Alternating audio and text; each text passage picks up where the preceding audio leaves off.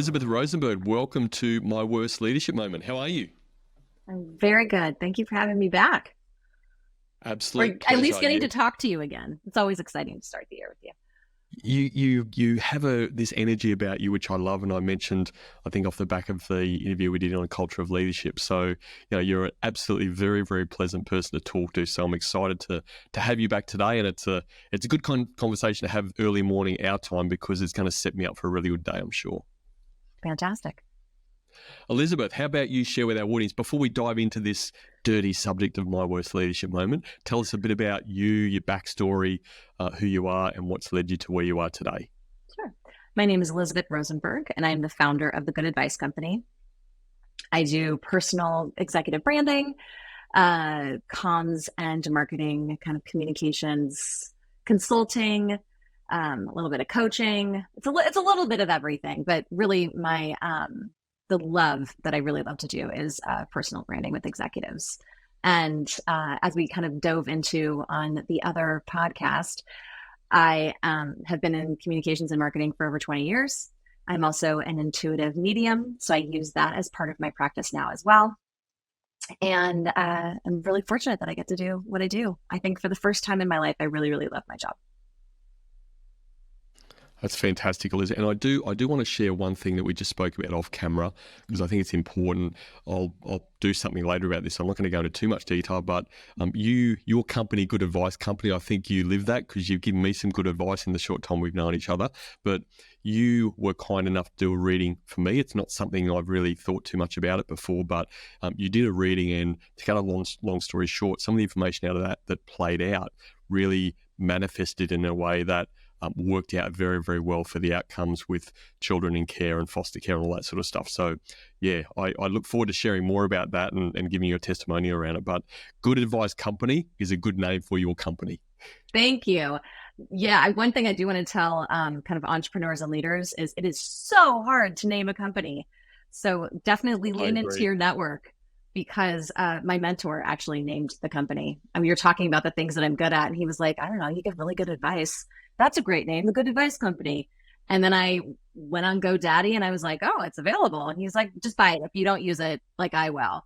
And then next thing you know, the Good Advice Company was born. And to this day, it's the thing that I'm probably that people comment on most, that they love. So stick to those mentors. It's important. It's a lot better than the name I used for many years, which was my full name is Brendan Rogers. So I use BR Consulting, like any non-creative consultant out there. My mom wanted me to call the company ERPR. So yes, I know exactly what you're talking about. Yeah, there you go. It's always a default anyway. So, but good stuff. Elizabeth, how about you tell us a bit about the story around your worst leadership moment? Yes. As I mentioned prior to us starting, I have had several. I think the road to entrepreneurship is... You're not alone. Yeah, is bumpy, and mistakes are actually what make us really good at what we do because we learn from them and continue on, right? When I started the Good Advice Company, this was my second company. My first company was called Loft Marketing and Communications. And I knew when I started this company, there were all the things I knew how to do, and there were all the things I didn't know how to do. And this time, instead of doing all the things I didn't know how to do, I was going to hire all the people to do the things that I didn't know how to do. So to me, I'm like, okay, I got this. I'm going to hire experts in accounting, in, legal, in all of the things that I really don't know how to do and is not a great use of my time. We're going to hire those people. And when you don't know the right people, you reach into your network to get the right people. So instead of really diving into I really think that like companies triple bid for a reason, and that entrepreneurs need to triple bid as well. So the biggest mistake that I made was taking someone's word for it that their accountant and their finance person I got a great guy. He gave me a great price, which I probably should have known off the top was a little too low for what I needed. And I went forward with this person. Now my intuition was like, I don't know, does this feel right? And obviously, as you know, like as an intuitive, I should listen to my intuition. And this was one of those moments where I didn't. So I think lesson number one, Lesson number two was that I really should have talked to at least three different potential vendors in that space. What this led to was 9 months of my accounting being an absolute disaster, costing me $30,000 in a, yes, US dollars, in tax mistakes. Thankfully, I went back and I worked with my old accountant and a new bookkeeper, and this has all kind of been rectified and fixed. So I think the other lesson is to kind of like make sure that you don't turn your back on your tried and true if they are costing a little bit more money than you have to invest, because there are some things that you need to invest in as an entrepreneur out of the gate. And I definitely think that like accounting, bookkeeping, and legal are things that you cannot skip on. If we want to save money, those are not the place to do it. But yeah, it was one of those things where I listened to someone who I trust very deeply, and she had a guy, and that guy was very bad. I'm very grateful he didn't steal from me or anything.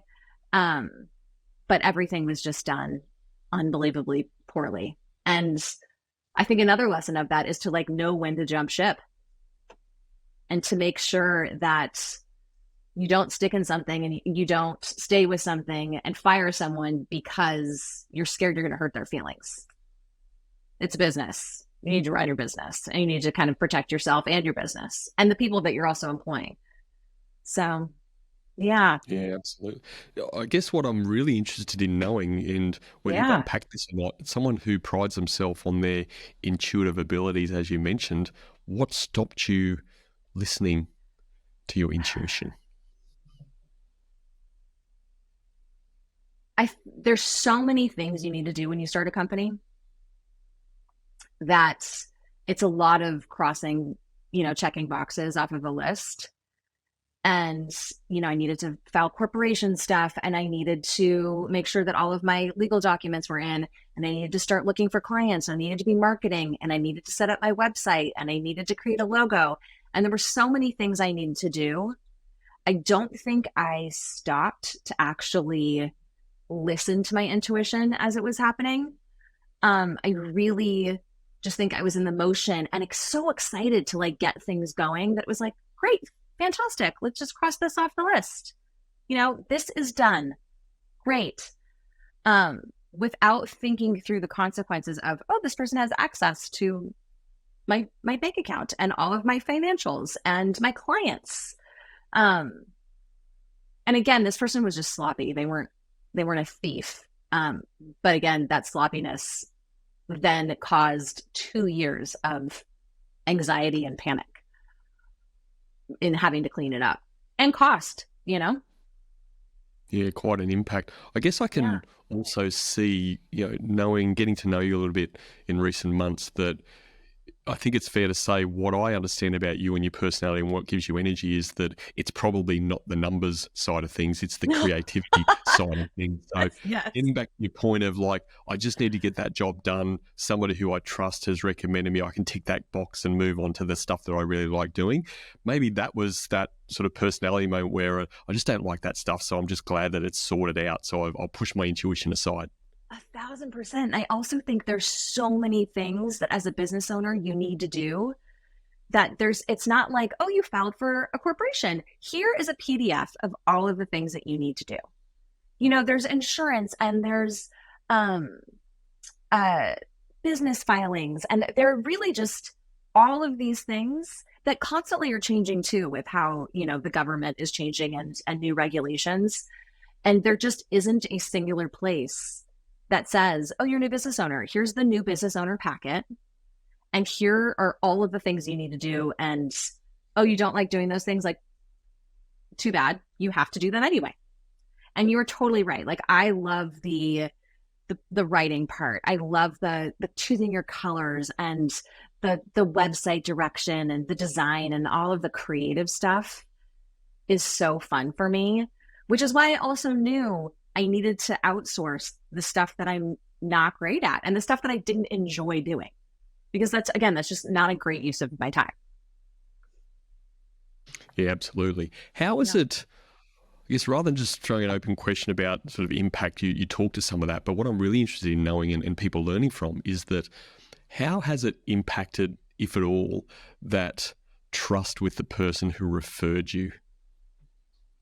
Well, he ended up screwing her too. So we were in that boat together. And I think there was so much guilt of her being like, oh my God, I'm so sorry.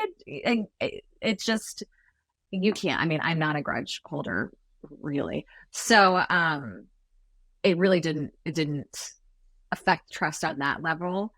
What it really made me do was never just talk to one person and hire that person. I really need someone, especially for my business, to really truly understand what it is that I do, to be super excited about doing it and wanting to partner with me and collaborate with me on my entrepreneurial journey. So, the people I have working with me now, I could not be more excited about.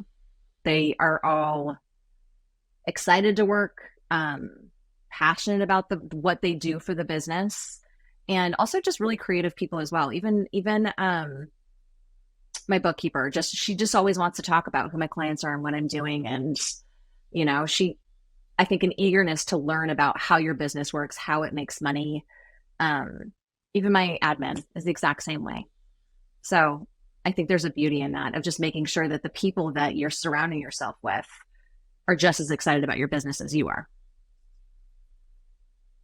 How did you find out that it was a mess? I had one client that really kept having like an issue being able to pay me. And I kept looking at my account being like, where is all of the money that I'm making? Like, I don't understand. Like, are they not getting invoices? Are they not paying me? And then I logged into QuickBooks, which that's another lesson that I would recommend to everyone, is to ensure that you're getting a monthly checks and balances, a P&L sheet, and you're actually logging into the back system to ensure that things are moving in the right direction. And there just wasn't the right data there. I am still pretty old school, and I mean, like, have an Excel document, and I'm still very old school and kind of like how I personally track things. And none of that was being relayed and input properly. And then it was like, oh God, I have to have a very tough conversation. But I also think through years of corporate America, I have been coached and I have learned how to have tough conversations. In those where you have to advocate for yourself, and in those where you have to fire people. I mean, I truly believe that, like, it is a masterclass to learn how to fire someone and do it in a way that isn't a terrible experience for everyone, but is also very clear as to why that is actually happening. So yeah, absolutely. And that, again, a great point.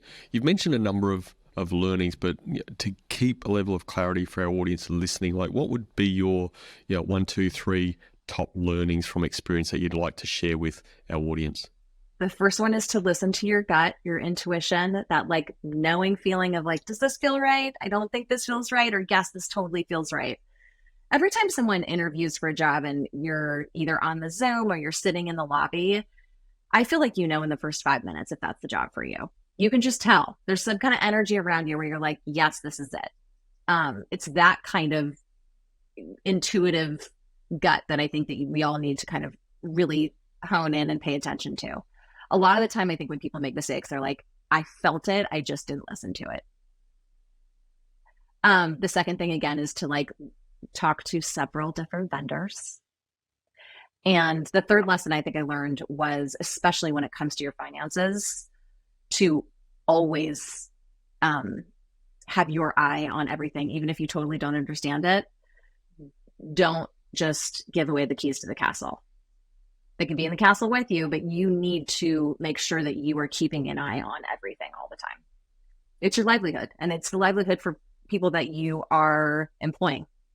So you need to not, even if you trust somebody wholeheartedly, I still think when it comes to your finances and your business, you need to be keeping an eye on everything all the time. Yeah, I couldn't agree more. And that all of those 3 bits of advice are so solid. That last bit is absolutely the bow on top of it, because as entrepreneurs and business leaders, like we do want to value, we need to value our time. There's only 24 hours in a day. We're going to make sure we're using that time as effectively as possible. So outsourcing is definitely a great way to go, but outsourcing doesn't mean you just delegate and forget. There's got to be some processes in place that you're getting the right reporting and stuff like you're saying. And I guess the example I have is I have my business accountant. I trust her implicit. We've known each other for a long time. We work with each other in a different organisation for a while. We refer each other and stuff. I trust her 100%.